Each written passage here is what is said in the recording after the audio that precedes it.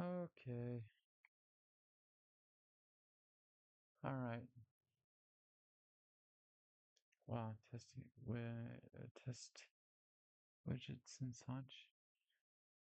Oh, stop recording. So, let's see here. I had a situation that's a fun little, rather actual way to actually have discussion. Uh, so let's see here. Try to think of the rational way to actually describe these things, these events in my life. I actually transitioned. Actually, I didn't realize this at the first, basically. My story about my transitioning situation basically happened in October 2023. That's the day that I started my transition. I thought it was 2022, but it's not. Actually, I got the numbers jumbled around somehow.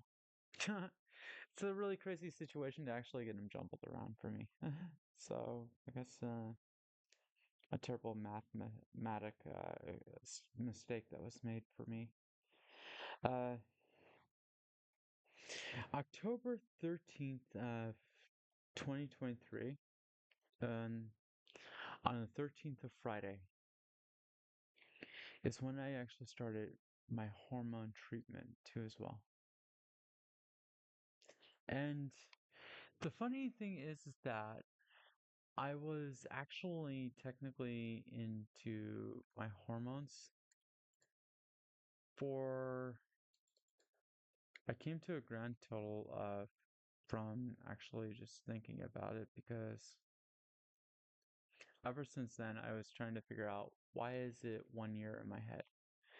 And when I was actually looking at it, basically I didn't even know what a year basically amounted to basically to me. It was like 365 days is a year according to mathematics, but in some cases there's leap years and such, and you get like 364, 365 in the definition of the dictionary. And I cannot really vouch for the dictionary situation and everything else. I literally stuck with my arms actually in like this vice grip situation and everything else. I've got to do a little more digging around about tracking motion and everything else. And so right now I got to work on those. Okay. So October 23, basically. Uh, October 2023, basically. I've actually started my transition. And everything was relatively nice for me, basically. And everything was going nice. It was interesting for me enough as it is. Because in I love October too much, and I did not know this was going to happen to me. So I was born in in April, April 9th, 1984. Okay. So I guess to some people I look old. Probably is. I don't know. It doesn't really actually compute to me, basically age wise. I really don't I really don't know what my age looks like to people. Basically, they get mistaken I'm a 20-year-old. I'm I look like a 15-year-old when I was like, or no, I was actually 15 years old and I look like a 9-year-old to her. Oh, that was so funny in California and San Jose to an actual somebody from Asia, basically. I look like a 9-year old to her. It's like I was at 15 years old and I look like a 9-year old. It's like I lost 6 years of my life. Wow. Oh boy. And on top of that, I don't really know how long it took me to grow to what people are saying that I was 5'11". I was like, that's not right. I mean, guys were looking at me funny, and it's like, you're 5'11". You should have a size 13 shoe. I was like, no, I don't actually have a size 13 shoe. And for some reason, the math was off again. The doctors made the mistakes. They said it's 5'11" with the curvature of the spine situation, is what they were saying. Well, I did measure the curvature. I took the measurements, and it comes out to be 171 centimeters. Exactly what they found on their end of their spectrum. I said, give me it in centimeters. I don't want to hear it in feet, in inches. I want to know what the centimeters are. That's what I asked for because they don't really know how to actually write it as in feet. They compute it and they broke it down in such a weird way. And so like, okay, fine. I'm I'm through with this. I'm not going to sit here and have a debate over my height here, okay? According to the mathematics online, basically, I am around about 5'8" in height. I'm as tall as my father, basically. My father is 5'8". I'm 5'8". Is my height apparently to the situation, I guess. But whatever the reason is, I don't know what the deal is. Basically, if I'm 5'11", I'd be 3 inches taller than my father. I I really got told how much I look like my father. Literally, I was like a spitting image of my father, apparently. I guess younger days, basically. My father wanted me to have the name Michael as my first name. That is technically my dead name.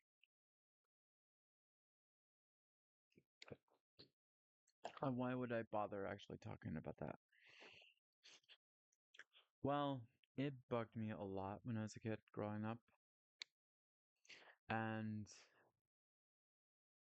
being a Mormon person, you're not really technically happy to be named after Bible characters. And I was going to be either named Michael or I was going to be Adam, basically, to my father. It's like, oh, crap. Dad, no, please. Oh, I hated the fact that I got named after a Bible character.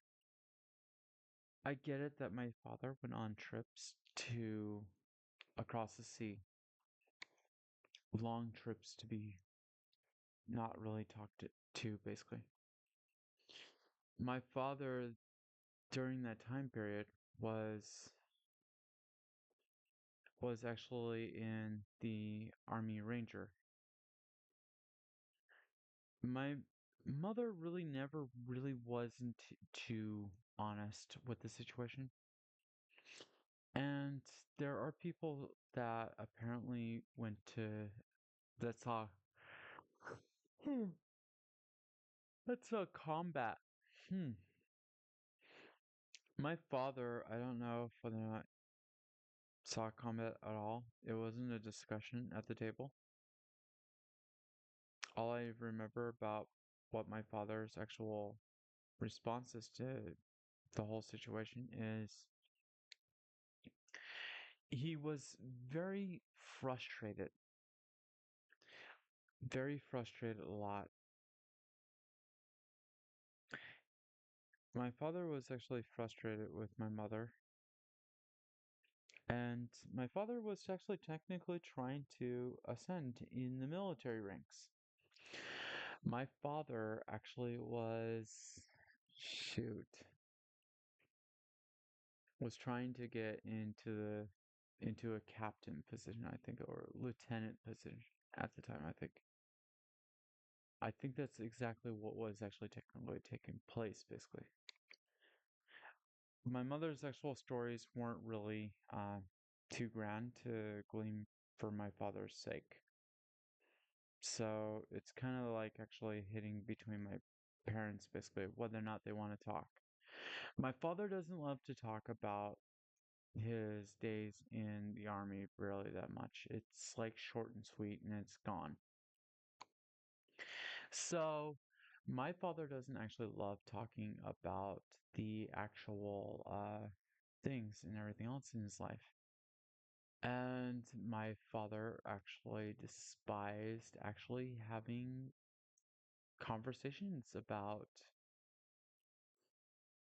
military and what actually took place a lot.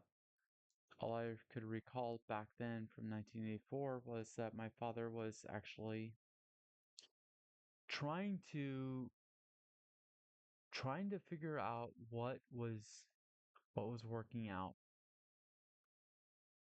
I I mean, I have actually literally have to look at a calendar and such, and maybe I might actually understand exactly what was going on back then for you. So, while I do actually have people who are very curious about my life, so I don't mind. So my Earth birthday, that's what I call it. To me, my Earth birthday is 1984 on the 9th. I was born on a Monday at um shoot, it's like 8 p.m. It's like I gotta look at my birth certificate usually sometimes, it's kind of really complicated. But I really don't mind doing this for people because honestly, in fairness, people think that you're lying to them basically. All right? I've just opened up well, I call it my purse, but some people like to call it my fanny pack. So, when I was born in a place called Tacoma. Now, in Tacoma, I have no rights to actually seal my birth certificate in uh, lamination or anything else, okay? So I gotta be very, very gentle with the paper because it gets weakened. And I'm trying not to get the work hardening situation going on. So when I was born at 8:55 p.m. Okay. In military time, I was born 8:55 p.m. and the copy that I get is not like my original. What I have here is the facility that I was at was Fort Lewis, Pierce County, Washington.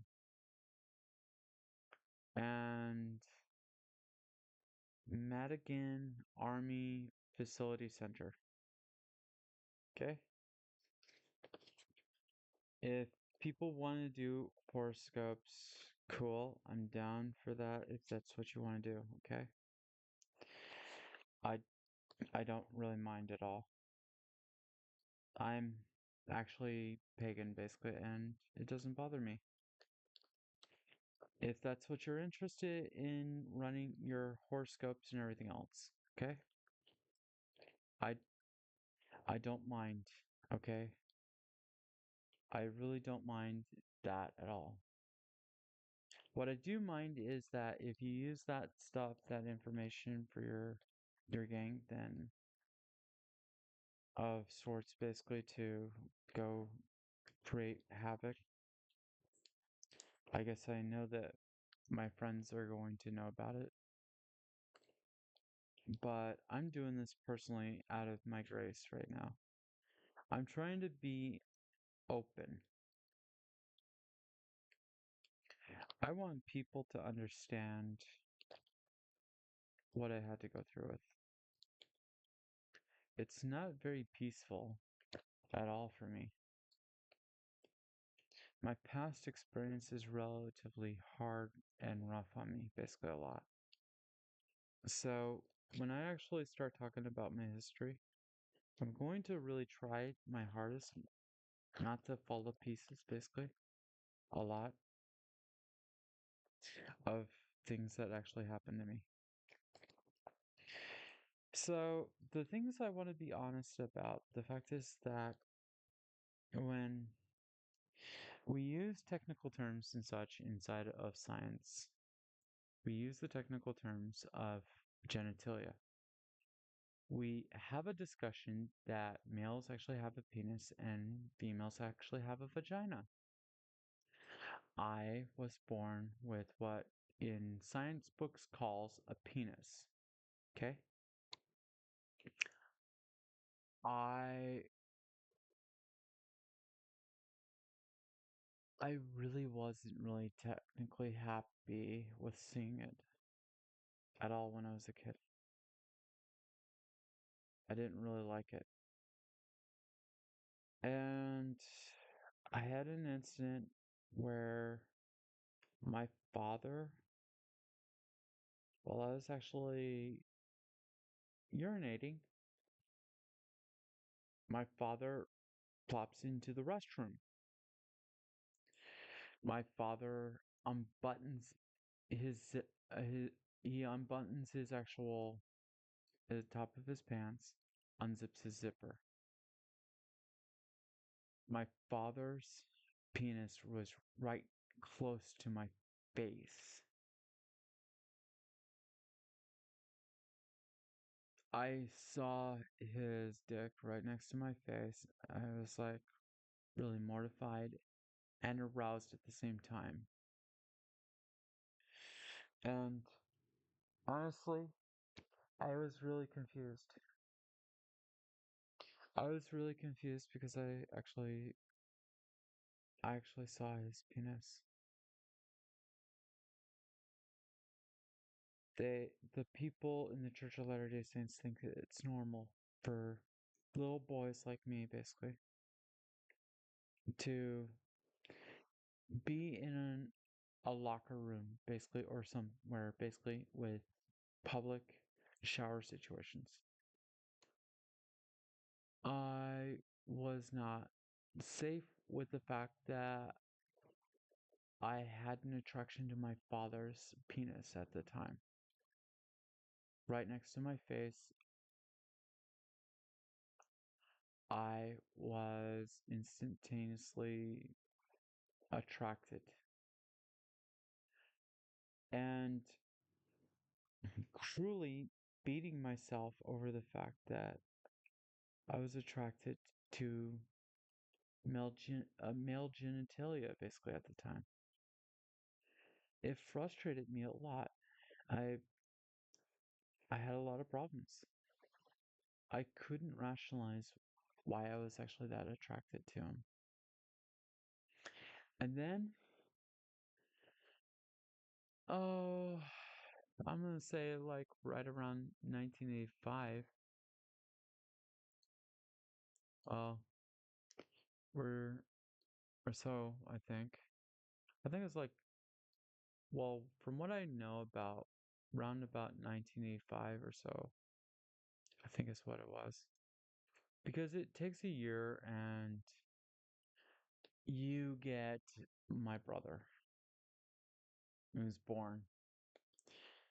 And I think it took us until probably September, but I'm not for sure. And about around September of 1985, my brother was born. I'm not going to give his exact birth date. Okay. It's personal for him. So, the thing I'm going to say about this situation is this is when I was around in Seattle. I was in Tacoma and we I we moved to I think it was like Seattle is what it was, I think. I just remember that Seattle is right around the time that even my sister was born too as well. So my sister and well my I'll get to that point, but my brother's born. It's the first actually sibling in my family, okay? I spent more time with my half sisters. They were relatively older. They actually were like 10 or something. I was like three or so, or two or so, basically. I still have memories of a lot of things that actually happened. And the thing is about my stepsisters before 1985 actually took place. Somewhere around like in 1984, somewhere in 1985, basically. I don't know the exact dates, but my half sisters were technically sisters to me. They're family. I don't actually see them as half. I see them as my sisters. They're my two older sisters. Even though they're my half sisters, they're literally my two oldest sisters. And yes, I am technically the third youngest of my father's side of the family. Okay. The children that my father has actually sired so far that I understand, I'm the third youngest. I'm the third youngest of my father, but I'm his first boy to him. And I wasn't a promising boy, basically. I really wasn't. I couldn't actually exist with it. I couldn't exist with the idea or the reality of doing boy things. I was into girly stuff, basically. And yeah, I spent a lot of time with my two older sisters. I loved their stuff, basically. I loved actually playing around with Barbies and painting my nails and having fun. What frustrated my father is that I was spending too much time with Barbies and I needed to spend more time with G.I. Joe. It just, oh, and Lincoln Logs, oh, fudge. I I never really liked Lincoln Logs. I never really liked what was that? Never liked Lincoln Logs and never really liked G.I. Joe that much that well. My father wanted me to have this masculinity identity situation. He tried so many different ways to actually have me identify masculine. He even took me to a rated R, well, I think it was a PG-13 movie. They, the one that I remembered The other ones I don't really recall that well. I mean, I remember fantastic nightmares from my childhood basically. My father was gun-ho to actually make me into his personal protege. I was supposed to be like a perfect military personnel.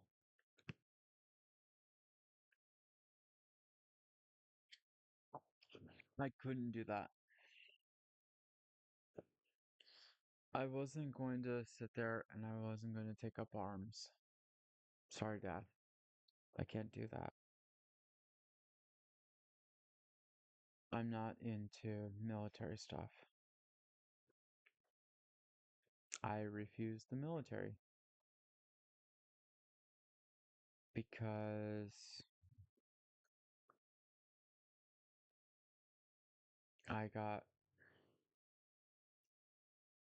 a lot of problems, mental hangups and such, and I couldn't deal with the military situation. I mean, yeah, Lance, which even my brother Aaron, both could actually go in, well, or whatever you want to say. But anyhow, it's just I use names and such. But you guys are crap. Whatever adds up. Okay, anything that adds up. Okay, whatever that is for you. Okay, you gotta look at this situation. Okay, I've got a situation in my life. Okay, and I spent a lot of my time, my childhood, growing up.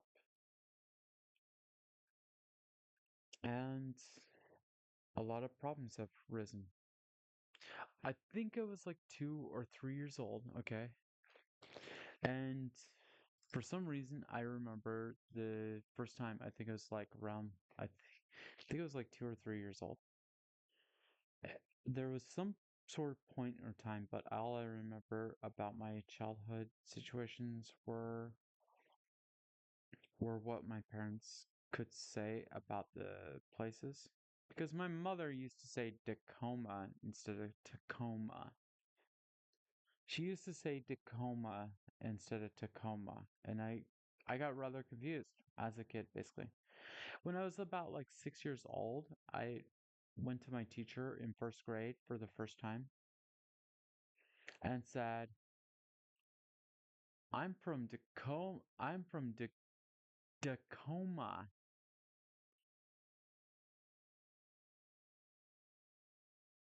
I didn't know that she was mispronouncing or if it was the way that it's supposed to be pronounced or not, or I don't know.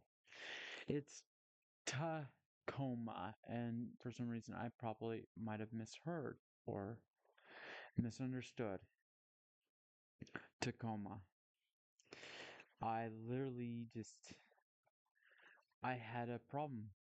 It was like realizing that Tacoma was actually taking place physically. And I was given a lot of fast actual reaction type scenarios where I had to react to my scenarios and such. My parents moved a lot, and the only states I know that for a fact because I can remember cities: Olympia, Washington, Seattle, Washington, Tacoma, Olympia, uh, there's even the islands. Mom actually said that we went on a ferry boat. She called the place Rhode Island. I don't know why. Wherever we wound up on, out there basically. It's the place we stayed at is where they actually filmed the ring, basically. I lived in the area where the ring was actually filmed. I was living around in that area. I My beach days aren't sand. It's it's more kelp and rock, hard rocks. So you could very well slip and and do something really drastic to yourself. It's actually relatively cold in the water. It's not really warm. And the thing is that as a kid, my my testosterone didn't, I guess I I was literally thinking that my testosterone levels didn't kick in or something else or whatever the deal is. It sucks that I was actually having arousal, basically. I didn't really think about how this was working out at the first point with my mind, basically. I'm really literally actually having to look back and think about what was going on back then. Because for some reason, when my body actually has testosterone in it frustrates me a lot. I tried to do all their conversion therapy tactics. I tried it, it failed. At 6, I was given Ritalin. That's the most I can remember right there. And after that point, it's a series of disappearing acts of paperwork in Utah. Your life goes unnoticed. It was centered around a lot of bishops, a lot of relief society people, and which are technically in the Mormon church are called sisters and elders, and Melchizedek priesthood holders and such. Okay? And yes, I saw my grandfather's penis before too as well.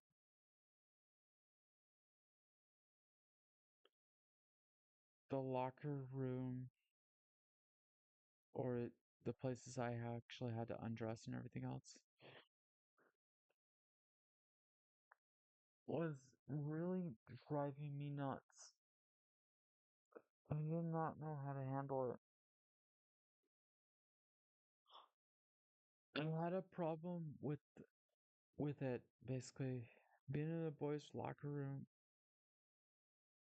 I felt very uncomfortable. I was 6 years old and I was very uncomfortable. Even up to, well, when I was 18, well, no, I was like 13 years old. I even got more uncomfortable. The testosterone level kicked in. But even before the I don't know when the testosterone kicks in basically at all for me, but I had an arousal for my teacher too as well when I was a kid in kindergarten. I don't know what happened, I was literally completely confused.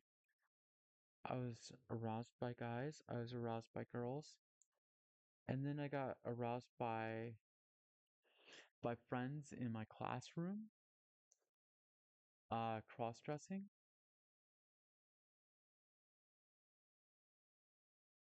I got aroused a lot. My nature is pansexual, actually. I guess you could say that I'm aroused literally, I guess it's the nature of the way that people love to describe it, basically, that you have an attraction basically that's very open. It doesn't matter to me if my partner is male, female, or transgender at all to me. Okay? I know I'm gonna get hit with a bunch of pansexual jokes and everything else. It's fine. I get it. That's fine. You're gonna tell me I'm gonna be violating pots and pans. That's cool, okay? I mean, people are trying to make me laugh about what happened back then. It's hard to sit there and laugh about that situation. At at those times for me, basically, it's really rather frustrating to deal with. I looked at my situation with my sisters and my brothers and my family and everything else. Well, right around when I was about 6 years old, okay, I will get asked what my first pet was. I try to keep myself composed and rational about this. Okay. My first pet that I got to own, okay, it was my first pet. My first pet was a cat by the name of Jacob. That's what I named my cat, basically. I named my cat Jacob. I don't know why, because I had only uh Bible words in my head, basically. And for what are reasons that I actually had Bible words in my head, uh, Jacob got used. And while Jacob got used for a Persian cat, basically, while I was living in Manti, Utah, I literally just, I have no clue what to do with that idea. The thing is that I I moved a lot with my parents. So it's not until like the 1990s, the 1990s, well, or so, 1991 or so, or I think basically 1990. 1990 is right around the time or so, somewhere around it was 1990. And my parents needed a place to live, and they were poor. They were going off of an assistant program basically. And they didn't really have much money. My father was actually trying to make ends meet, but as much as he could possibly. But with the salary and 6 kids that he had, and the child support that he had to pay for my sisters, wasn't working out so well for him. He got upset. He got to the point where during about around during the time basically from the 1990s for our short live in Livingston, Montana, basically, we moved to we moved around 1991. Around 1991, we moved again. We moved this time to Utah. This time we went to Utah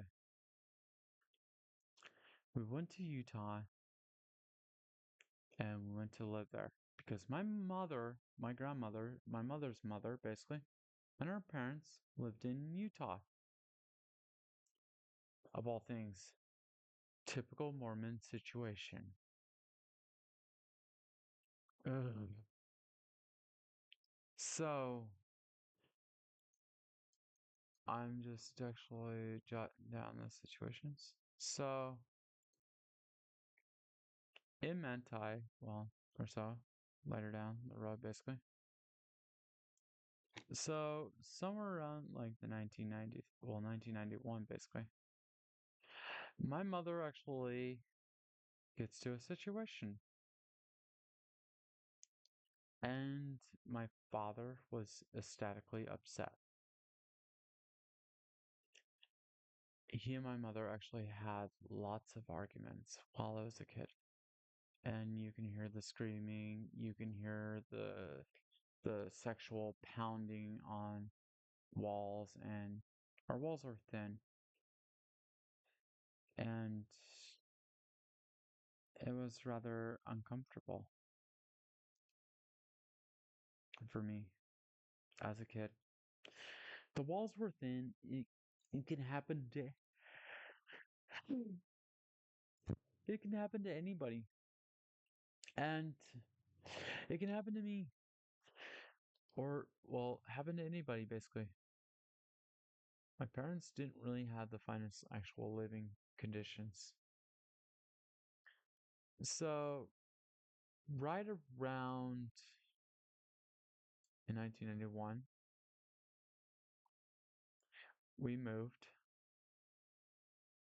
We moved to my grandparents' place.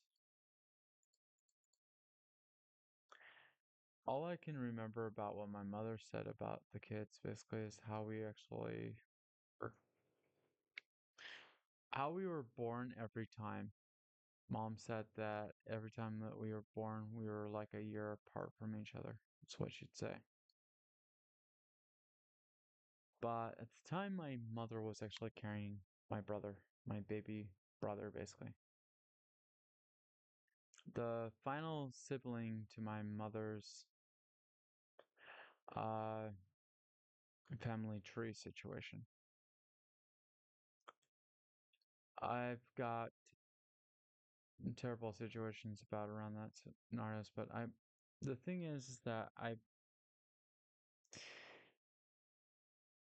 but I'm skipping ahead. I don't want to get to that point yet. Okay, so in 1992, well, around 1991, my father would have dropped me and my my family. My two half sisters were with uh my father's first marriage, and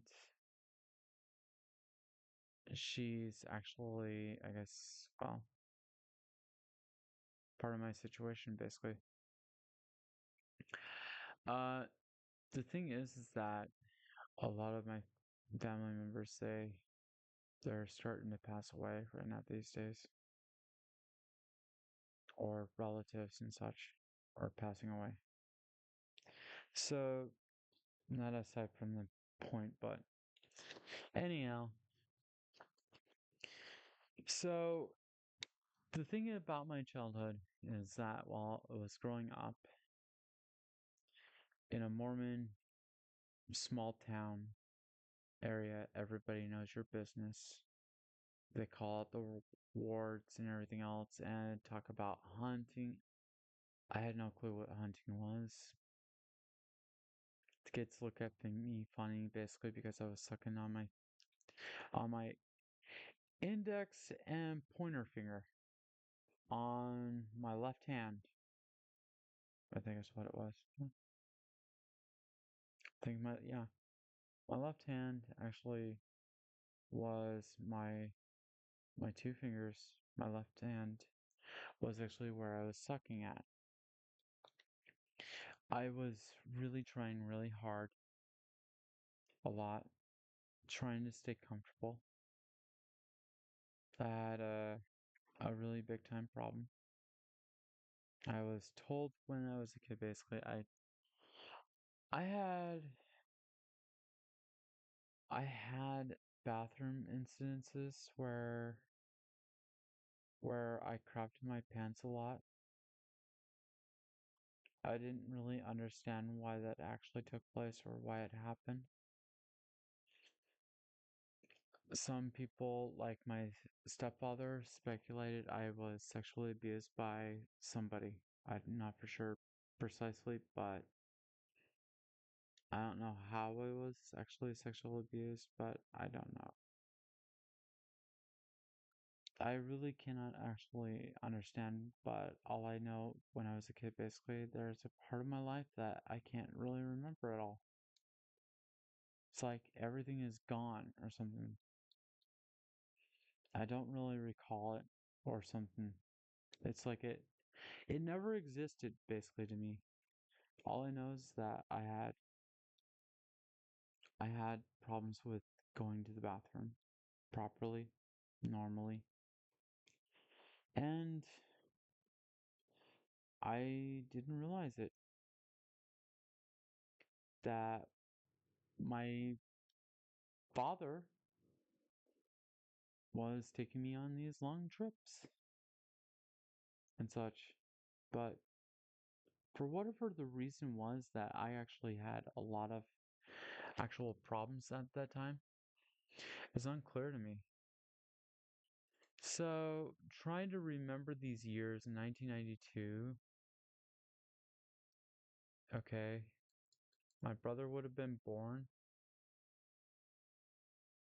but there was a point in time, even before my brother was born, I I actually set a field on fire behind my grandmother's house. I started a fire. I was frustrated.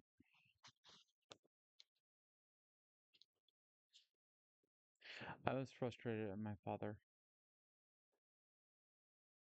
All this talk about being him, it frustrated me so much. My mother frustrated me. Both of them frustrated me. I even went and I even went to live with my father. Again, I saw that abusive situation happen to me again. I've been physically abused by my father, mentally abused by my father. I was taken into shows with his appearance being there. So, if my father actually grants that it's okay that I get to go see a rated R film with him, I get to go see it. He took, according to my mother, I was taken to rated R films. To the family members, I look like a little girl. So that's what I looked like when I was a kid. Basically, I was told how much I looked like a little girl. So they said, stop dressing him up like a little girl. My mother treated me like a little girl. And they were trying to tell her to stop treating me like a little girl. Well, my father, my father's presence, it disturbed me a lot. My father's presence was abusive, very physically abusive. It hurt. He kicked me in my stomach. My mother rushed to help me in my defense. My grandfather did the same thing to me. And I got shaken up from it. I was only 6 years old, and my own grandfather slammed his foot into my stomach. I laid gasping for air, emotionally abused. I was really tired of the feeling. I've been abused, kicked, hit. I was hit with an end of a metal belt. I've been hit with leather. I've been hit with a 2x4. My grandfather's philosophy is that the metal end of the belt is going to strike you. My grandfather's way of thinking is is not really relatively along the lines of actually spare the rod and spoil the child. It's it's do not spare the rod and spoil the child. It's do not spoil the child and don't spare the rod and don't spoil the child. Don't spare the rod, don't spoil the child is his philosophy. I got hurt a lot from it, beaten a lot. Male people physically abused me, physically, sexually, mentally abused me a lot. I couldn't handle it. I was hurting inside. And then on top of that, I'm aroused. I'm aroused by guys. I'm aroused by girls. I'm aroused by trans. It's like this is really crazy. I don't understand what's going on with my head basically. I was sexually confused. I couldn't really rationalize what was going on in my head. I was getting really frustrated. I was actually put in in Payson, Utah. I was actually put into a hospital there. I was told that I was going to be taking this electro attaching probe sensory to my mind, my brain. What I was told by my mother from what she got from the doctor, okay, what she remembers at all cost, is that I was chemically imbalanced. I really don't know what that means to people, okay? Chemically imbalanced, okay? I was chemically imbalanced too. I was chemically imbalanced. I I mean, uh I was chemically imbalanced and we're talking about an electrical brain scan. All right.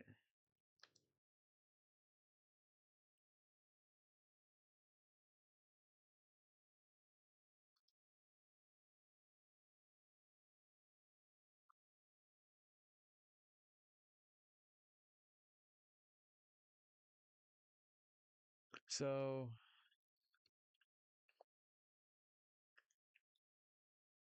mine didn't look like what they theoretically set up as a display of EEG.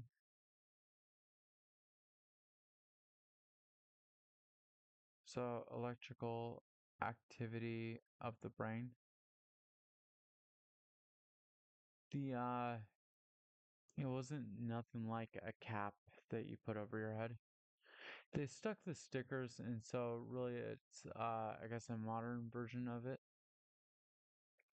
of an EEG.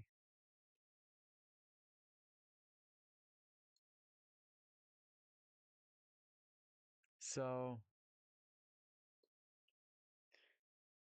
so if if I'm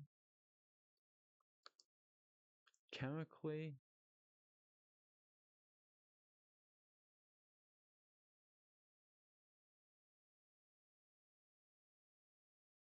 chemically imbalanced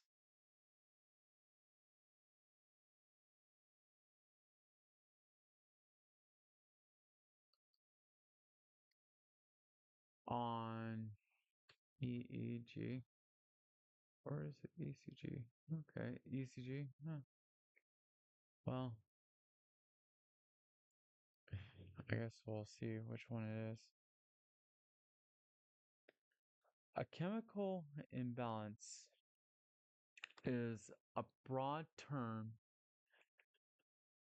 that can refer to various situations, but when discussed in context with the ECG, electrical cardiogram, this is what I guess I got myself stuck with, is most commonly referred to an electrolyte imbalance, is what they'd say. Electrolytes and minerals like potassium, calcium, and magnesium that carry an electrical charge and are essential for various bodily functions, including maintaining normal heart rhythm. An imbalance in these electrolytes can significantly affect the electrolyte activity of your heart, which will be reflected in your ECG reading. Okay?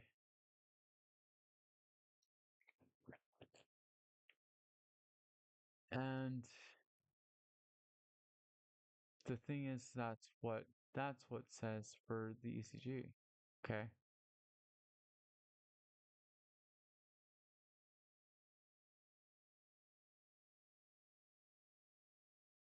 So it was based on electrical imbalance, according to them. Okay, but mental health.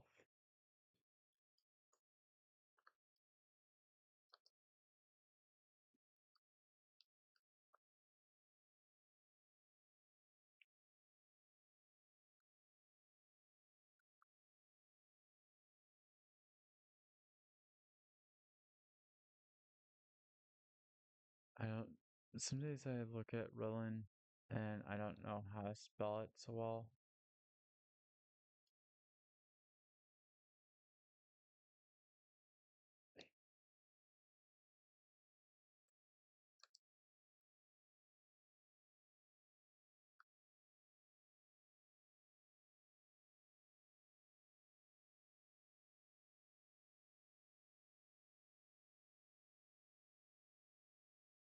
I was given Ritalin at the time with that.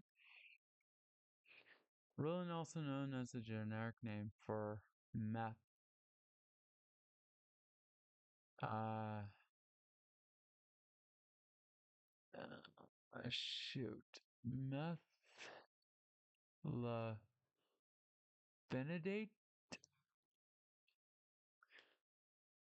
Ay, ay, ay. I've never really thought about these challenging words before.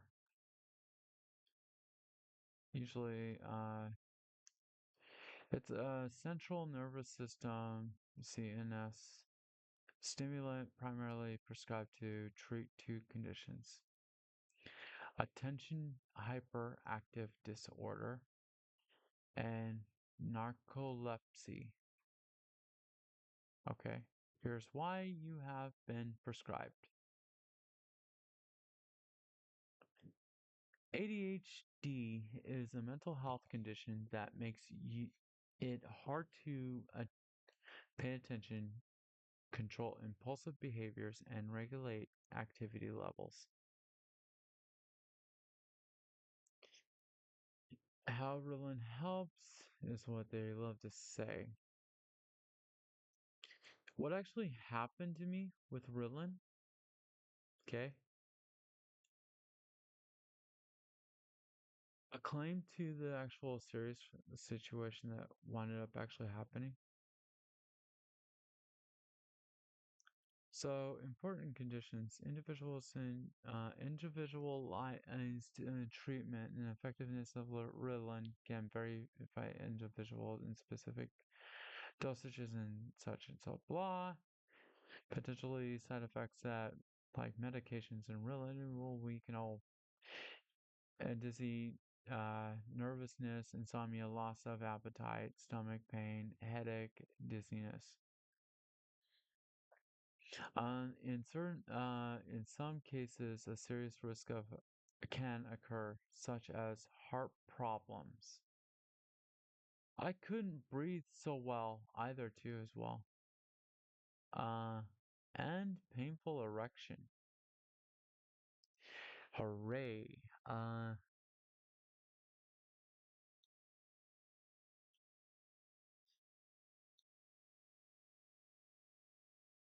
So the thing is that I was prescribed with Ritalin, but what my mother actually had to say about it is that all the medications I was actually taking, everything that was causing me a lot of grief and everything else, problems and everything, I lost. I lost it with Ritalin. When as a kid, I tried to commit suicide. Attempt suicide, my bad. Attempt suicide and end my life because of Ritalin.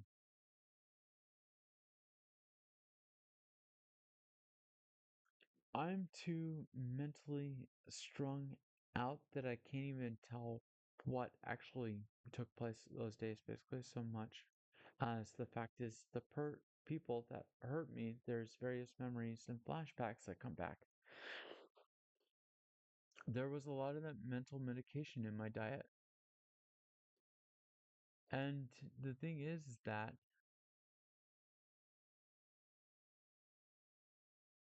Ritalin's first words is methenidate.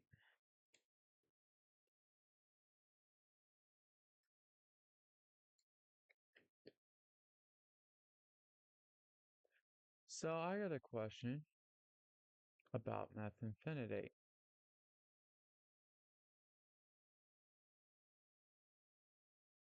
Is methamphetamine meth?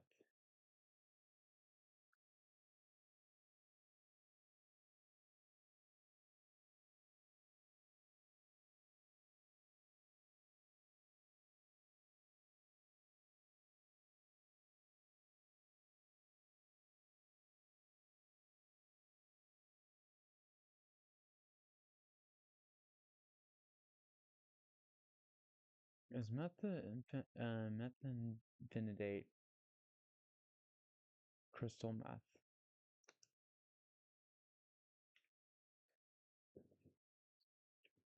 That I'm wondering because they use meth.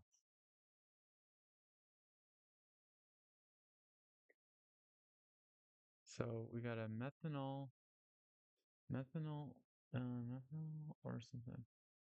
So no, sorry, no crystal meth.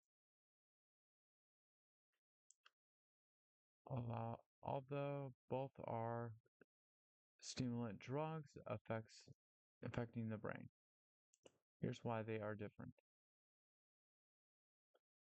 They both stimulate the brain, is according to what they said here. Okay. Although both are stimulant drugs affecting the brain. Here's why they're different. This is what they had to say about it. Methylphenidate actually is prescribed medication used to treat attention deficit and narcolepsy. Methamphetamine, phenylmenite, menine, an illicit street drug, also approved by medical use in its street form. According to Lifeline Rehab, however, the prescription version, digoxin, exists for several cases of ADHD and obesity. When other treatments have failed through failed, though it's rarely prescribed. So yeah, I have issues with that drug. I I literally have issues with that drug. I have issues with meth. I have lots of issues with meth. Meth is not fun. Meth, well, from Ritalin, point stand, even though whatever they want to say, I got stuck with that. It works for somebody else, but didn't work for me and made things worse. I I lost my teeth in some circumstances. I got a missing I got a missing tooth for some reason. I lost my tooth because of the problems I faced when I was a kid. You get very neglectful about taking care of your hygiene and everything else. I was dead to the world, basically. Dead to the world with my mother and everything else. That was everybody who was in the home, basically, at the time. After I got out of Payson, after I got out of the Payson hospital, I actually I actually spent a lot of time. I spent a lot of time there, basically with was well, that's about. I think that's when I turned up a lime green hoodie that I love so much. It was knitted in such a way, basically. I don't really remember recalling, but the person that was trying to take care of me was a Samoan of some sort, basically. He was relatively really nice personality, and it was relatively really nice to, for once in my life,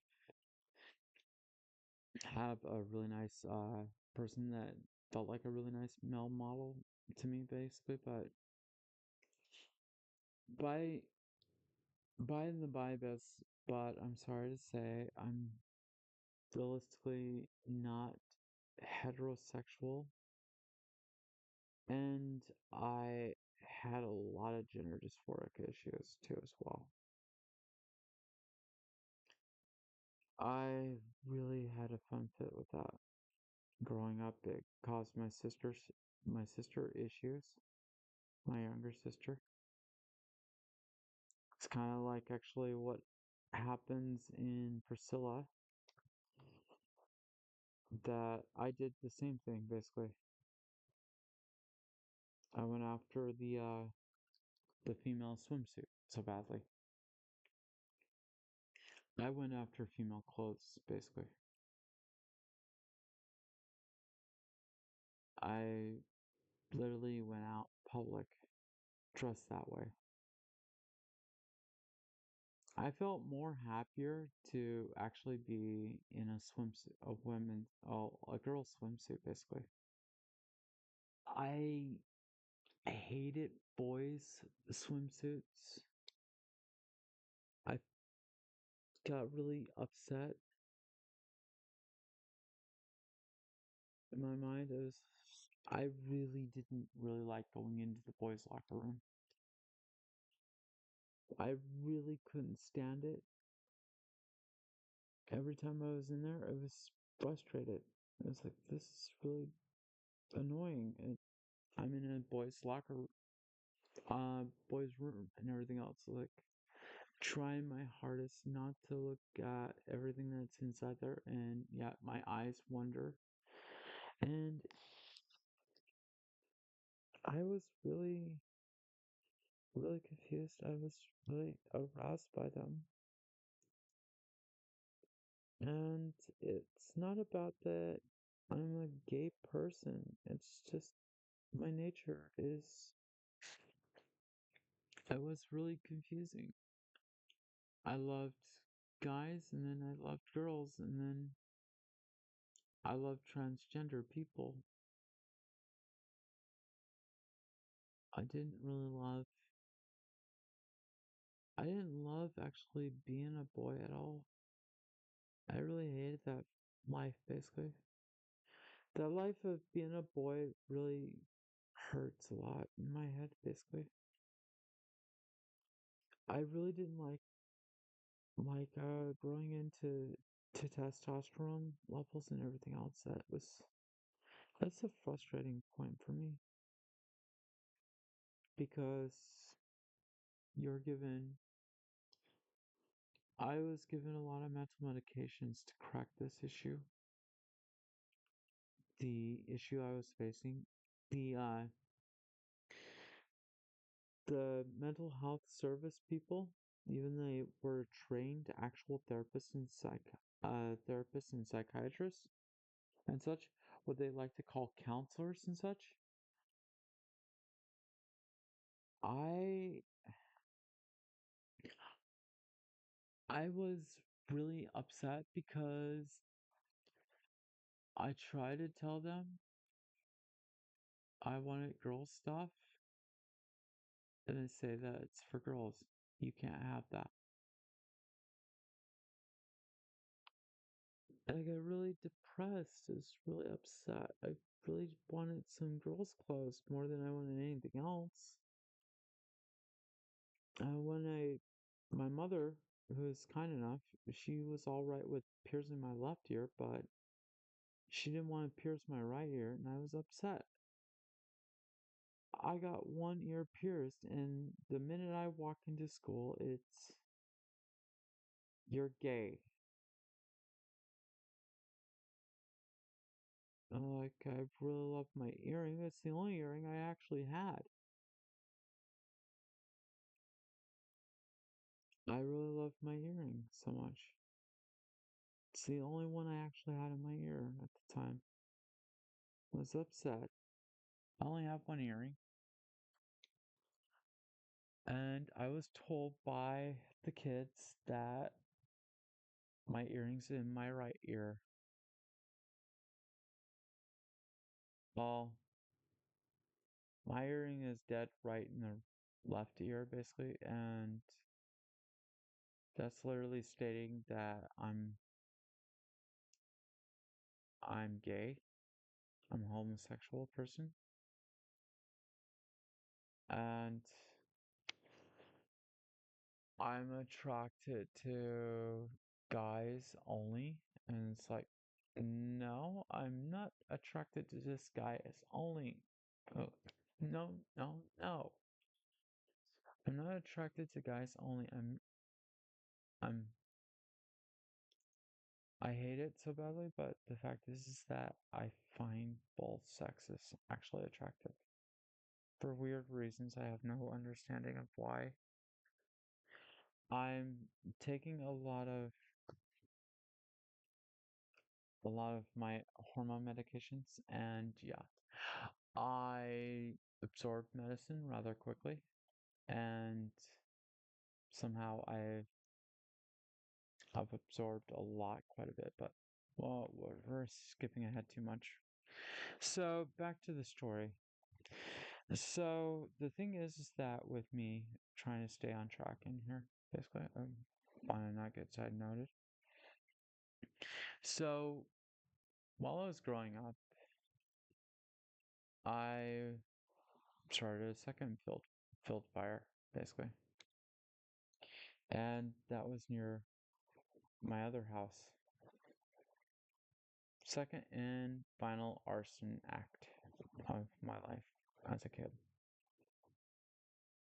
I didn't really understand what was going on because I was trying to figure out why is it that I couldn't set a fire properly. And I wound up actually catching the weeds around it on fire. Promising idea. I've I was actually given free rein to matches when I was a kid, and that was, I guess, a mistake because kids were accidentally setting things on fire. I wasn't intentionally trying to harm anybody at the time when I was a kid. I really wanted to actually feel the flame, basically. That's what I really wanted to feel, but it's whatever. Hi. And I really, this is, I'm actually trying to relax Sakura here. She's a bit overreactive right now. So when I was actually dealing with the conversion therapy scenarios and sessions and such with myself, and I was actually was going through all the medications, whatever they were called. I have no clue. I don't remember the names. Names I don't remember. Images I do remember. The images I do remember of the individuals were round centered around males and females and such. And yes, I do. I do find tomboys attractive. And yeah, I was just trying to come to terms with myself and my identity of my sexuality. But I did not know how to talk to people. It was frustrating for me. I did not know what words to use. I had no clue. I was told I was a faggot and that was it. And it's like, okay, I'm faggot or gay, basically, or homosexual. And that was the joke I got. Ever since I was in school, that wasn't going to change because the girls actually found out that they got a homosexual in school. And what actually happens to a homosexual? We wind up actually being girls' best friends. And some homosexuals actually don't transition like I do. I have a lot of problems with myself, and it's more about my body. Okay, let's be clear about that. I'm not, I'm not, I'm actually literally a broad spectrum of love, actually. Okay, but I rather would keep it to legal age at least.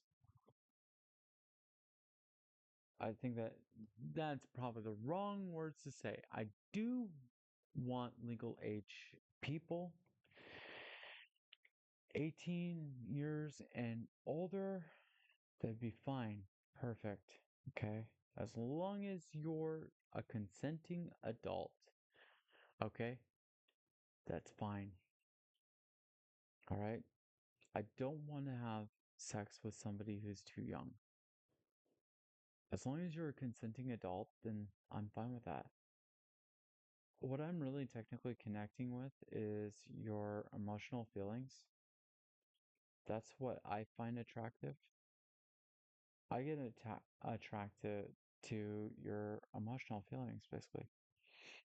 I find it more attractive to actually have conversations with people. I'm more relatively love actually just talking and laughing about good times and everything else. That's the way I was about around girls and everything else. Around boys, I had to be especially careful because I was like, oh no, I'm in trouble again. I already have my ear pierced and everything else, and it's like I'm in trouble. But I didn't really know how to talk or communicate with everybody. I was really actually I was really actually frustrated with it. I didn't know how to communicate with people who are of my actual, probably my sexuality. They knew that when I was actually in band class, right around when I was excited. I did actually attempt to kiss a girl behind the bushes when I was a kid in second grade. And that's when I was about, that's when I was actually 7 years old in second grade. So I don't know how to actually translate what second grade, first grade, and all those things mean to you out there. These were just grading systems that I went through. I went through a grading system. And so I spent a lot of time being graded. I had plenty of problems and such with the grading system situation, I guess. I guess, some people will say that they're from this point and this point. Basically, I'm not for sure how that really computes. But take my first grade, my second grade, my kindergarten days, and everything else. Yes, I did grow up around seeing biracial couples. It was a very in thing for us because it doesn't matter. We don't care. You could be married to an African, a Mexican, or whatever combo that is, okay? We didn't really care. There was no reason to be racist for this. I grew up with a non racist background, so I don't really technically understand this racist attitude that much as well. My grandmother tried to string me along this racist route, and I was growing up when I was a kid. Basically, I respected African Americans. I respected Caucasian Americans.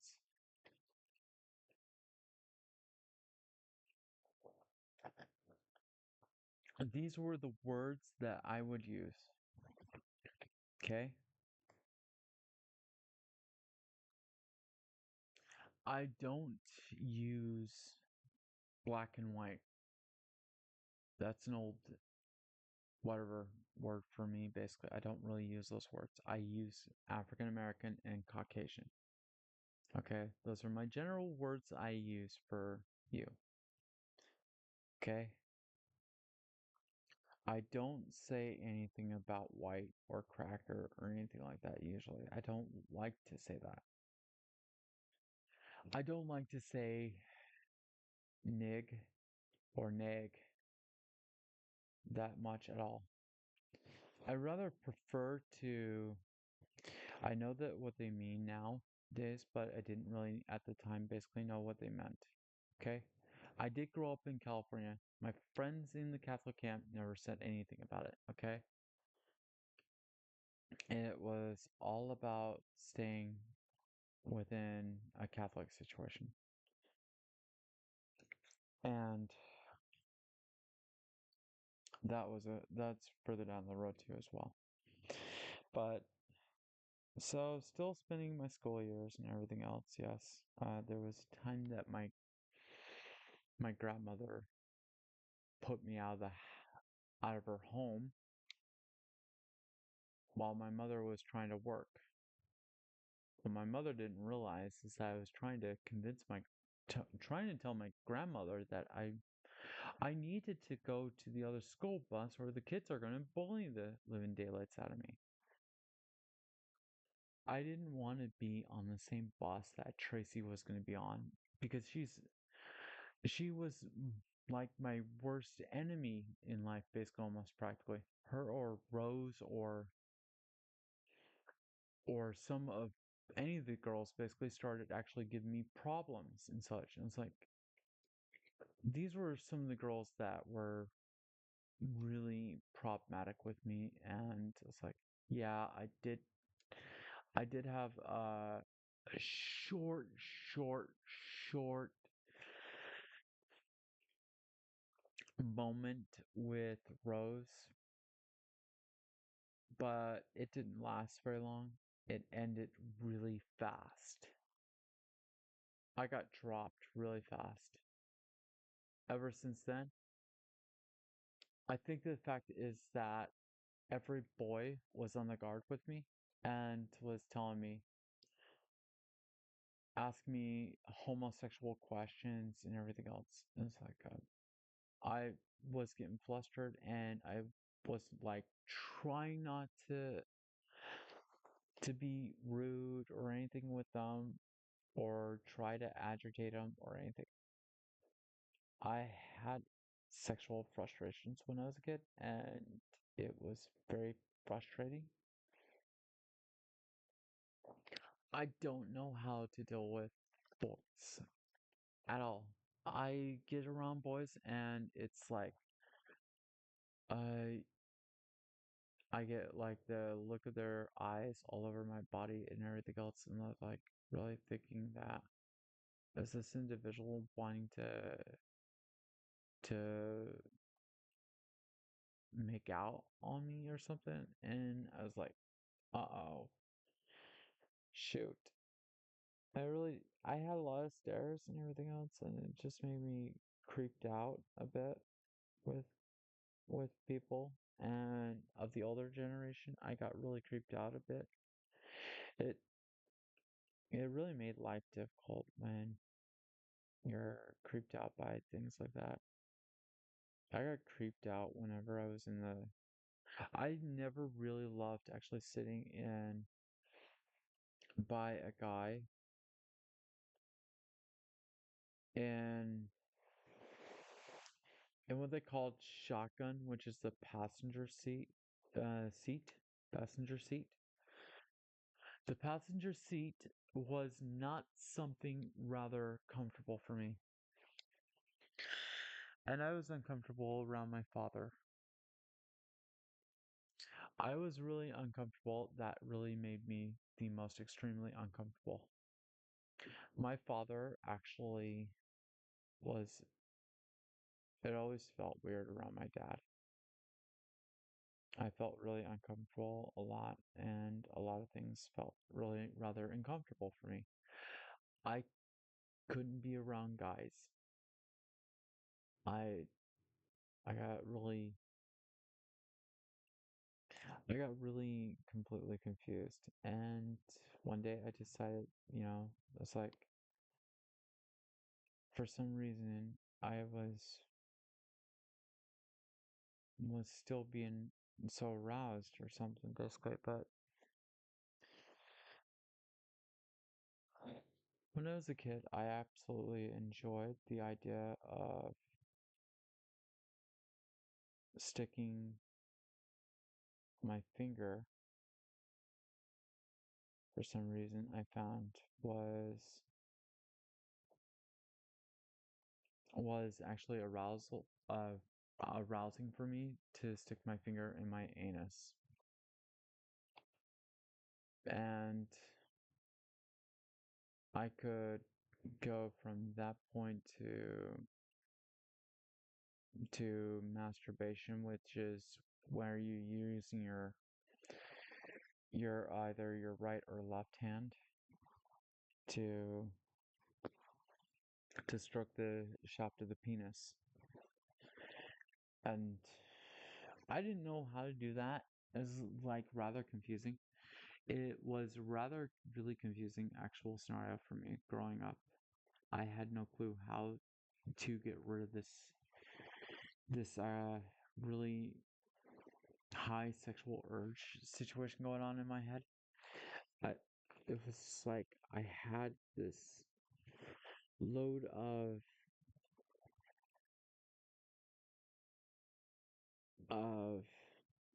something in my system basically. I was extremely aroused in such ways basically that even if I even see my own penis, it becomes a nightmare. I cannot. I I really rarely like to actually look at my penis at all. I hated it. I was I was in bathrooms and such, and sometimes I even wanted to actually. I didn't want to stand up. I hated standing up. I hated it. I hate actually going to urine stalls and trying to unzip the zipper and go to the bathroom. It was really, really hard for me. I just didn't like it. I was like, okay, fine, I'm tired for this. I want to just go to the bathroom. I just want to go to. I just chose to stall basically. I chose a stall and just went to the bathroom in the stall, and it's like this feels comfortable. At least I can actually be here and I won't be bothered. That's the way I felt. The things I remember, it's just I thought I have friends. I'm pretty sure I did, and I don't know if I do. I heard heard things, but I don't really know for the fact of what it was for them. Some of the people who bullied me in my life, I felt sorry because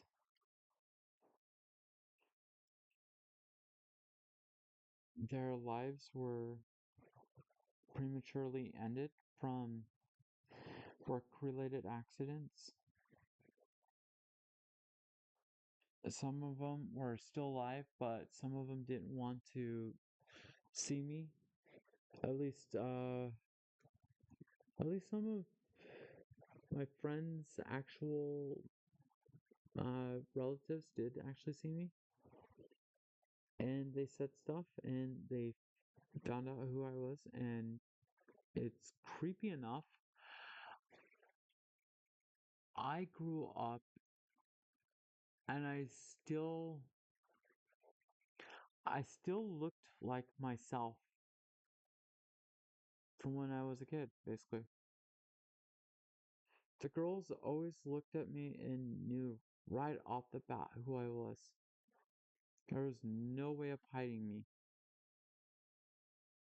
I was unmistakable to them, basically. They're just like, wow, okay. I remember so many occasions where girls actually hated me and then told me, or girls that actually told me that they hated me and they loved me, they had a crush on me. And then I had girls that would come after class, basically. Well, one girl actually came after class and looked at me and said, I have a crush on you. I was like, what am I supposed to do with that? I think the guys knew exactly what they were doing, but I don't know what to do with a crush situation. I was like, I don't know what the words really mean. I'm sorry. My head was actually really having problems trying to com- comprehend what they were saying. I had a lot of mental medications I was taking, so get aroused is, yeah, it happens. I got aroused a lot, and I wound up actually having a lot of problems that way. And I needed to be able to figure out some way to end this problem. It was going nuts for me. I was like, this is annoying. I couldn't actually focus in school. I couldn't do any activities or anything at all the mental medications that they said that they were prescribing me was not helping at all. I tried taking all of the stuff that they said conversion therapy situations were supposed to amount to something for me. I've come to realize that from other fellow YouTubers and others out there basically who suffer from this sexual situation and condition, I come to realize that people who actually suffer from gender dysphoria like me that went through this past experience, I I literally I'm glad that I'm not alone in this situation, that there's somebody else who knows what the words were called. I just absolutely just hated it. Don't like pedophilia at all. I don't like teenager philia at all.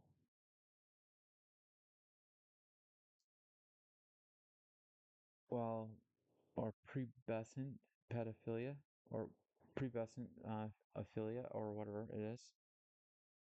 I think it's what it's called. I'm not for sure, but I'm just actually gonna say teenager philia or anything like that. I don't really care. I don't care that you're I don't care. I don't want to actually have sex with you. You're underage and everything else. And apparently, our parents don't really allow that type of action to happen. I I don't really have that attraction for you. I really don't. You can give it up already, basically, kids. Okay? I don't really love actually having sex that way. Okay? I want you to be appropriate with yourselves, but once you actually become older and consenting, then great, that's fine. Okay, I would love you then. But until then, I'm not for sure how old you are. It's confusing enough as it is. I met a girl that was supposed to be 16 years old. She looked like she was in her 20s or something around there. And people ask me, how do you actually have such an anti aging effect? Okay. I grew up around volcanoes. Okay. I guess that's a really rather hard thing to comprehend. Volcanic ash, volcanic material, basically. Everywhere in Utah actually has volcanoes. Okay. Everywhere in Montana, there's a volcano. It's not a northern hemisphere thing, but mostly I was closer to the West Coast area. It's mountain areas too as well. Some people live just say mountain, and it's like I really didn't like that. I didn't really like actually moving to mountain area, mountainous terrain. I was kind of really bummed out when I was a kid. I was really stressed out because I left my home and was more accustomed to the sea. I love the sea basically. I love being by the sea. So my heart is around the sea. Sorry. I like being around water. That's my favorite thing. I love being around water. I love being around the ocean. The ocean is like my favorite thing. I I get joked and told that I've been baptized twice in both places. Like I rolled my eyes at him and everything else is like, sorry. Sorry. I've just it's like, no. I'm not baptized in both waters. I'm literally a fish out of the sea to to things in a way. It's like people sit there and say that, oh, you don't have sea legs, you don't have this or that. Oh, like, have you actually seen me run on a dock or swim or anything? My goodness sakes. I had to have fishermen pissed off at me, basically, over at piers, basically fishing around there. So, technically speaking, I guess I'd have to be somewhere away from their piers and docks and such. Because the guys actually got pissed off that, like, I was going to be scaring their fish. Like, okay, this is not the right place, apparently. They're getting upset. I like the water a lot, but not as much as I'd hate to see what the guys are up to at all right now. That makes me worry a lot more because they actually have a tendency to do what my one of my exes did to me, which was James Rushier that brought their hands across my body and everything else. And it's like, yeah, cool. Uh, I'm actually going through my transition, and I know you're into me. It's just I need a little more time right now. I'm trying to finish my transition. Please. I get it that guys get really interested in me and everything else. They don't actually ask the appropriate questions or anything. It's like, yeah, I could actually be in your be in your I could be inside of you and everything else like uh yeah, but what I actually heard is some of you guys are packing with HIV problems and issues. I don't have HIV. I'm not HIV positive. I've I don't have HIV issues basically. I don't have AIDS. And it's not something that I'm interested in. I'm not interested in AIDS. And the way that the doctors have been going on right now, trying to administer AIDS prevention stuff and antibiotic body situations and such. Well, the thing is that that's what I got to deal with basically. Milkshake of whatever is what the doctors called it. I really have no clue what the whole meaning behind that thing is. I'm misunderstanding if whether or not, maybe the medical professionals are right and or we're talking about trained physicians, which I did not at the time I did not know how to background check people, but that's actually was coming from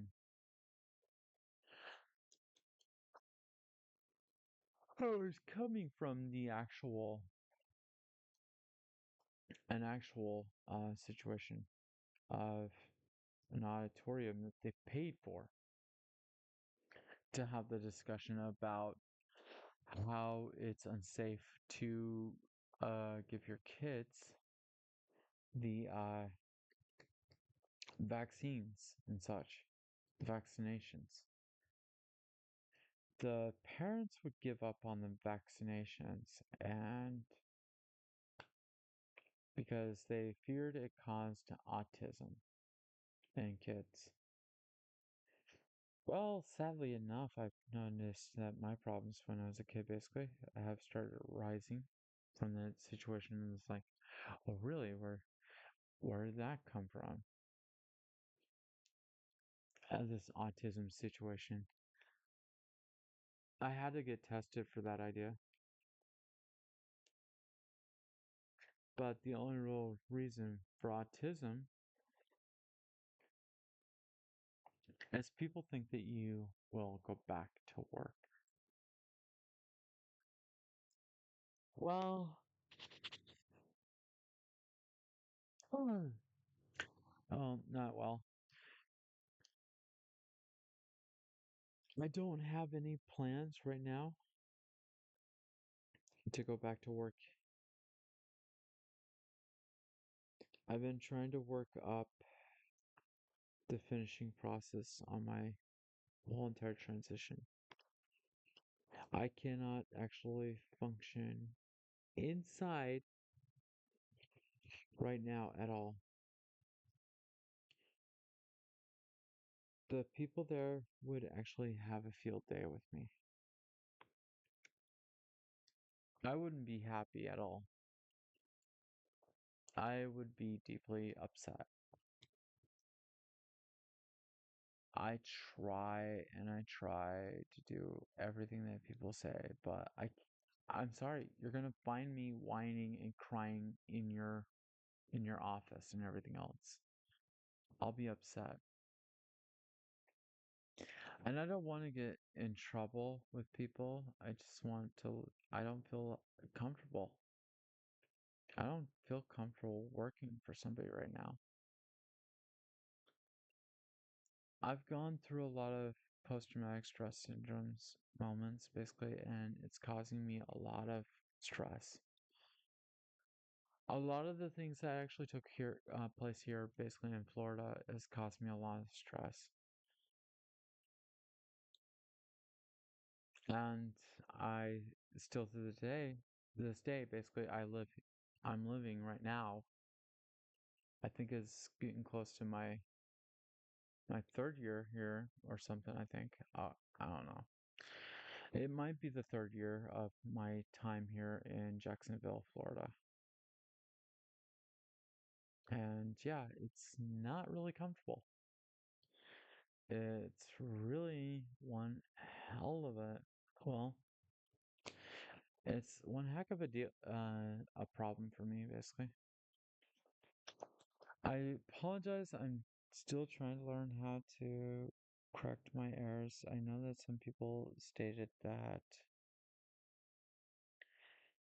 the slang words and such. I I don't mean to use words in such a slang manner in dressing places and such in contents of actually areas and such life. So let's see here. Cedar City area, and there's a whole bunch, but sometimes I can't even recall a lot of the actual places I've been. But I remember multiple times going to Ephraim for their pool, for swimming pool, recreational swimming pool that was enclosed. And also I went there for swimming practice, I guess you could say. I didn't know how to swim. I mean, by the time I think I was like 7 or 8, I literally tried to swim in my aunt's pool. I nearly killed myself in that pool. If it wasn't for my cousin Skylar, my life would have been ended there right then and there. Skylar jumped in and knew I was actually drowning. I didn't know how to I did not know how to swim at all that well when I was a kid. So my father wasn't really much around, and my mother was busy a lot of the time trying to comfort him and his abusive nature. My mother said that she was sexually abused by her husband too as well. My sisters claim that she's been sexually abused by my father, our father basically. My sister said that she was sexually abused by our father. But I don't understand if what the real facts are. All I know is that the problems I have is what I have right now, but I'm not going to dig on the ideas and the concepts of it because right now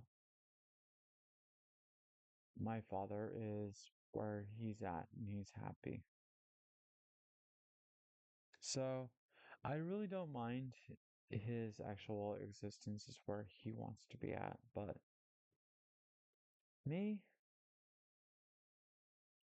it's all right to tell people about my birthday and the time I was born and the places I was at, that place I was at, basically. I want to theoretically make people aware of what I go through. I am I am by nature in those situations, but so moving forward, there was a time that I got upset uh, one day. I got upset and I really couldn't stay focused. Okay, I my second field burning basically incident in Manti led me to live in Mount Pleasant, and that was right around with the youth group. The youth group took us to places and such. Right around another time period, basically around the youth group situation, I took me over to a family to give my mother a break away from me, basically.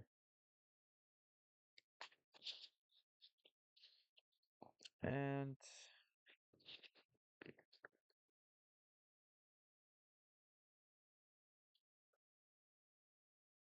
the other siblings at that time.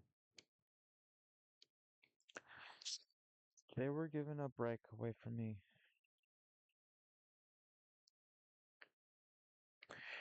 They were trying their hardest to convert me into a male. Sorry, I don't believe in male things, basically.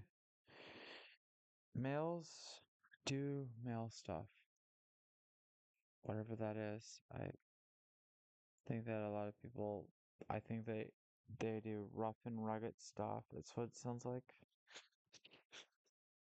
But I do feminine things, basically. I loved actually playing Barbie with my cousin Julie a lot when I was a kid. Some of my family members couldn't believe that I loved playing around with Barbies and such. And I enjoyed playing Barbie. And so it was fun for me. Drawing was fun, art was fun.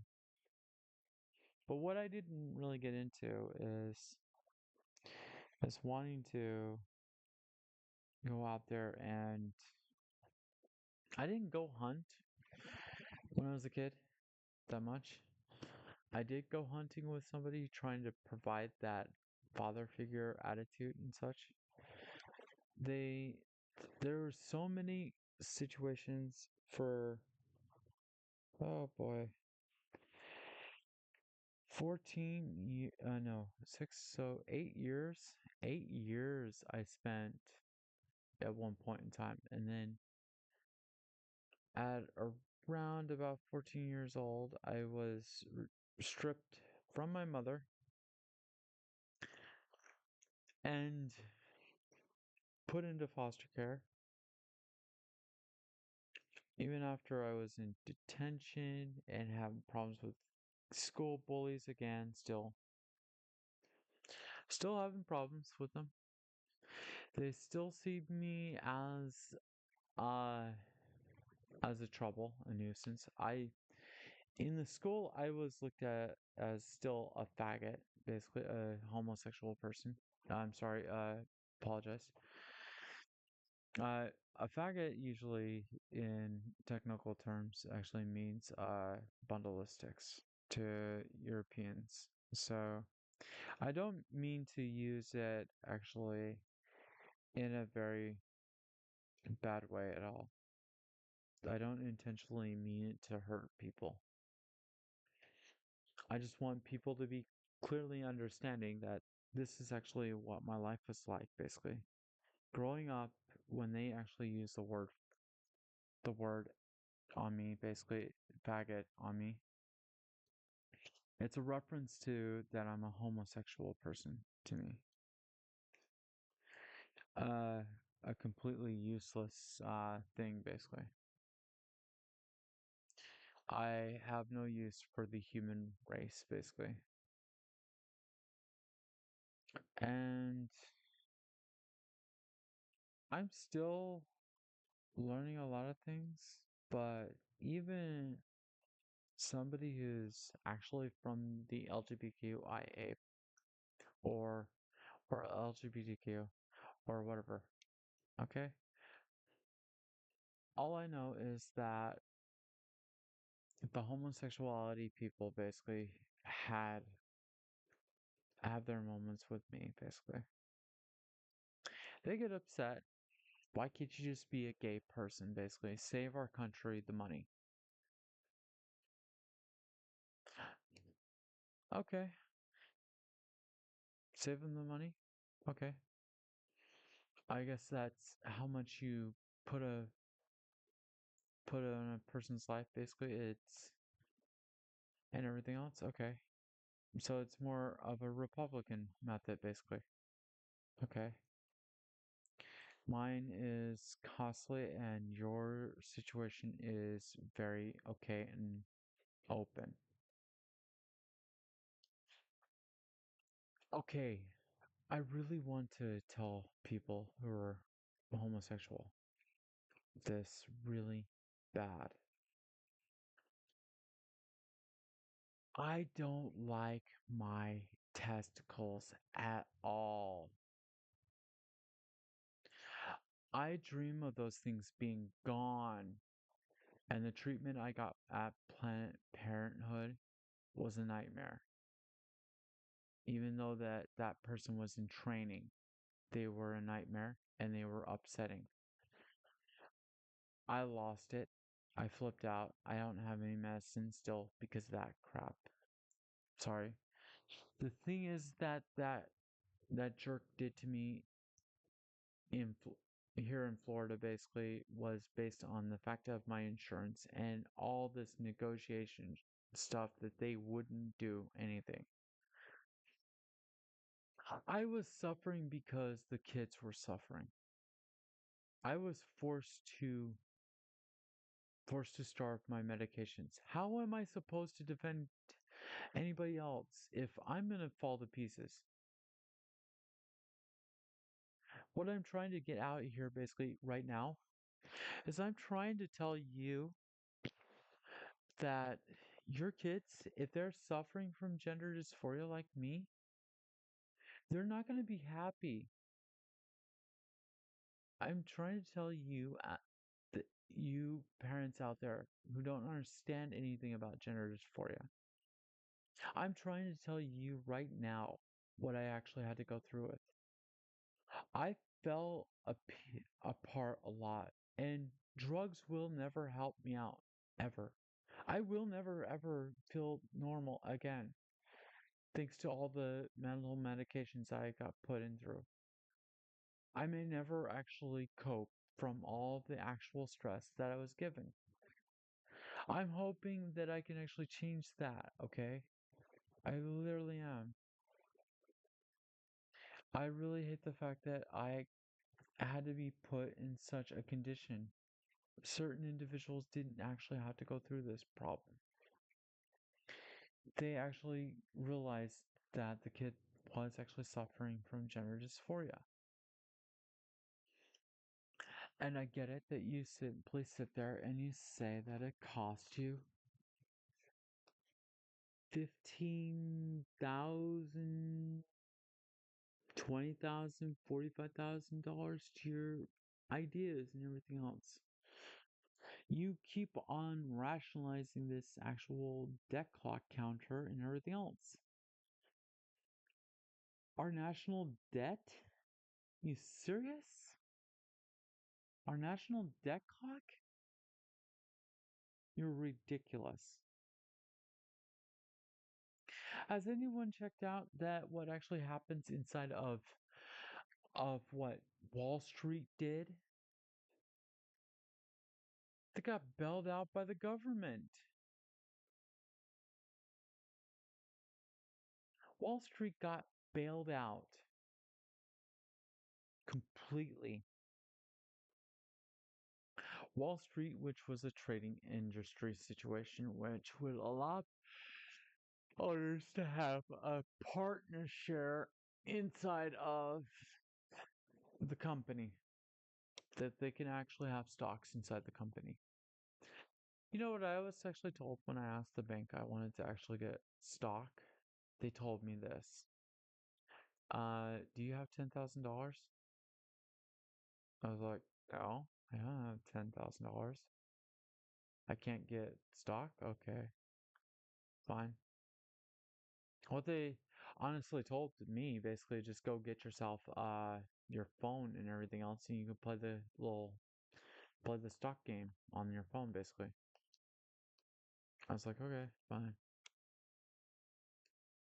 So I just it's like, okay, what a deal. Basically, go play a game of stock, falsified stock.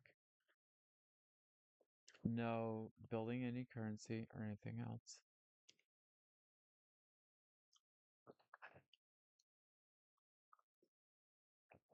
I don't really know why the currency is falsified. And or the situations and everything else. I didn't understand at the time basically with doing that type of stuff at all. And it's like it was a baffling situation basically. I heard stories about how it's supposed to work and everything else and how you're supposed to do stocks and such. I'm hoping to understand a little more better, but anyhow, right now, as far as I can understand right now,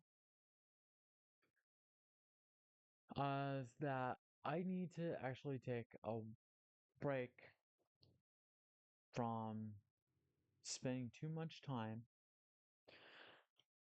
with people who want me to do stuff with others right now at the moment. I cannot really take it. I can't take that actually happening to me a lot at all. And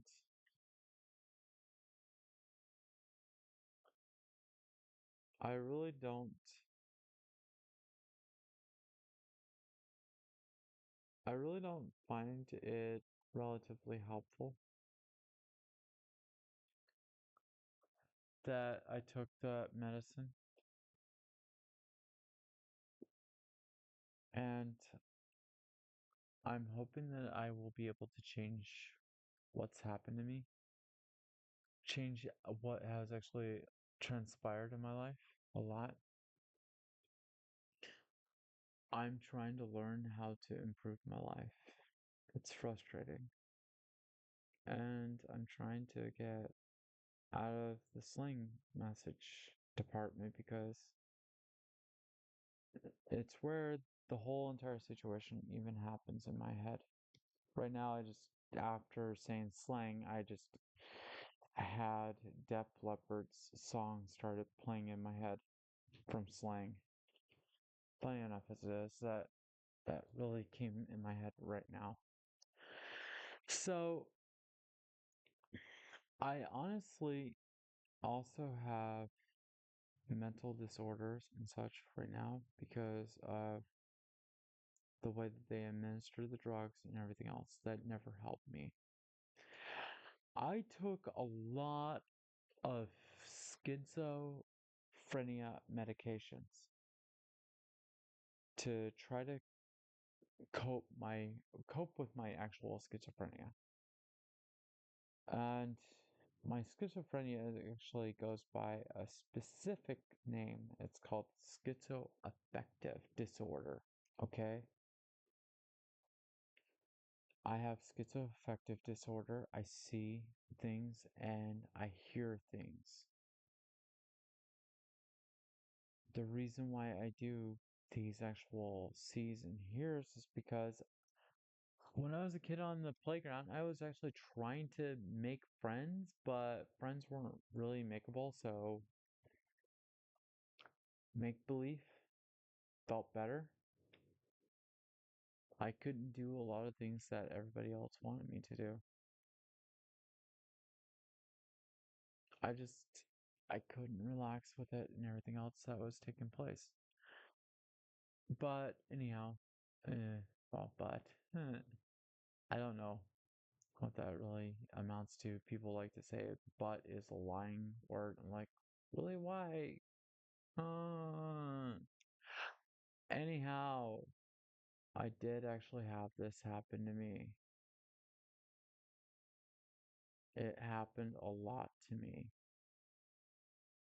I'm surprised that there's a lot of psychological buttons you could push inside your heads and everything else. And whatever you're going to say the very next minute is to piss somebody else off. And it's like, this is ridiculous.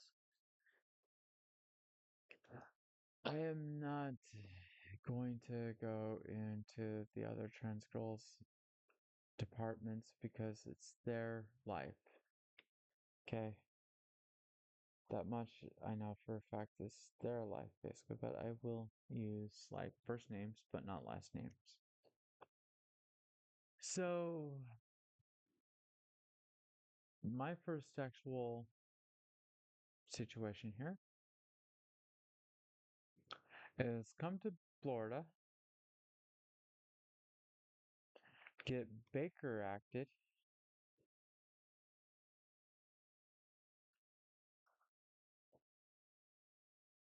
for suicidal attempt,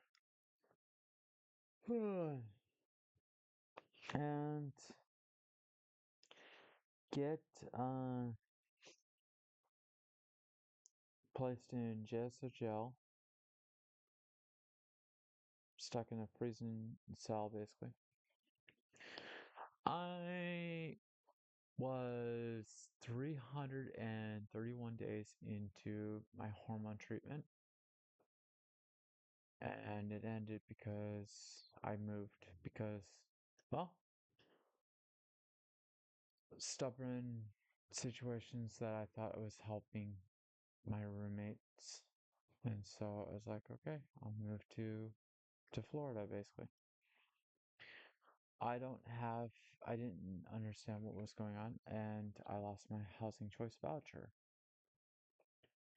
And that caused me a lot of problems. Times that I've actually spent inside of the shelter, well, the shelter that we had, which was at a motel, it was harsh with my medications and everything else falling apart and everything going out the door. And while my medications actually went out, I had actually completed about 362 days of hormone therapy treatment. The hormone therapy treatment I was actually taking was 100 milligrams of spironolactone at the very minute that you wake up, and 50 milligrams when you're going to bed. And the other medication that I took was my estradiol. I took those pills actually with with my transitioning and everything else. It was supposed to help me out and everything else. It was supposed to get my body going, right? And getting my mentality in shape.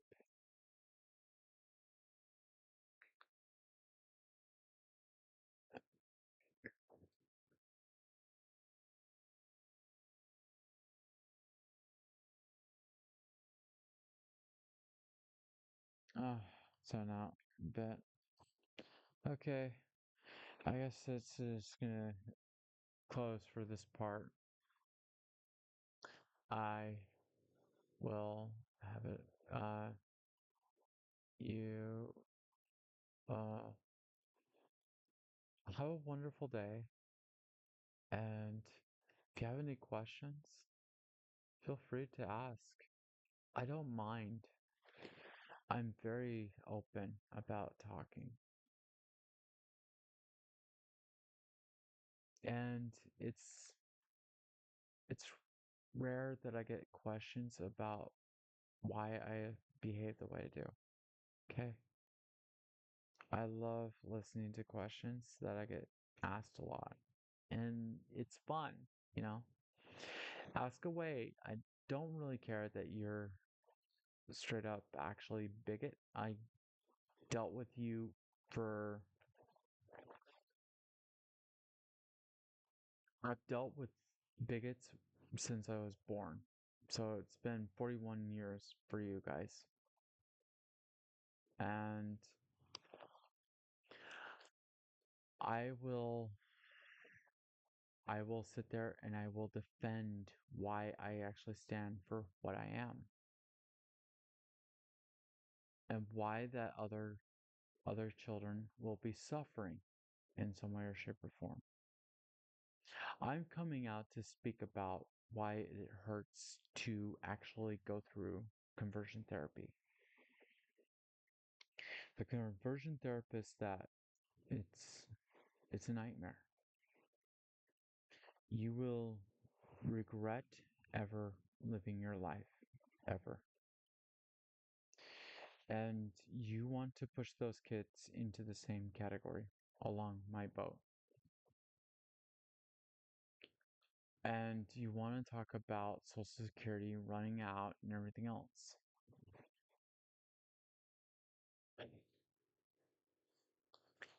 The mint can actually print as much money as it needs to necessary.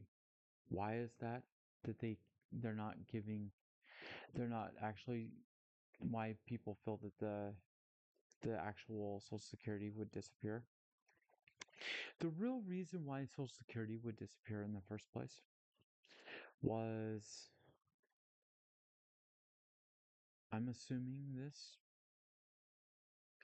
that the real reason why they actually did it the way they did is it costs so much money to actually print things. The printing plates cost so much money. The coins that we use cost money. All those coins, all that metal costs us money. Our metal, if you're into metal, precious metals, stocks and such, you'd make a killing there because of how much the price of copper is. It's ridiculous. It's ridiculous. It's like, wow. The price of copper has gone up a lot. Price of silver, price of gold, and everything else goes up. It's really, really retarded. And it's all down to the fact is that nobody wants to mine. And it's like, yeah, I get it. So what do?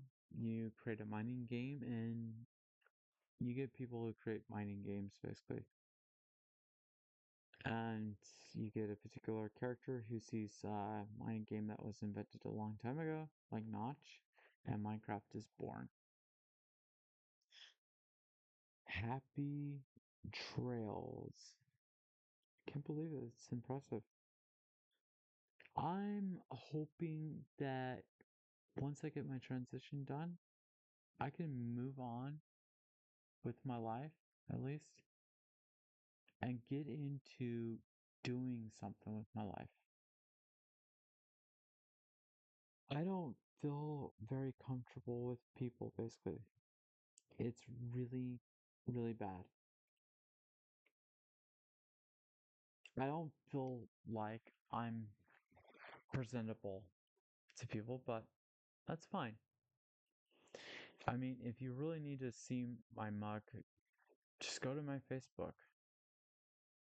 You'll see it there. You'll see all the countless pictures and everything else I've got about myself. You'll see all the problems that I have actually had to face with everybody. I've been trying to just actually fix things out, basically for people to see. I get some people find it irritating to look at me. So the best way I can actually deal with that issue is actually be in this straight jacket form and such. Okay? Can't move my arms, okay? I don't have tracking devices for my arms. Okay? I still gotta go get some tracking device scenario for my arms, I guess, or something like that. I guess that's what the real reason is.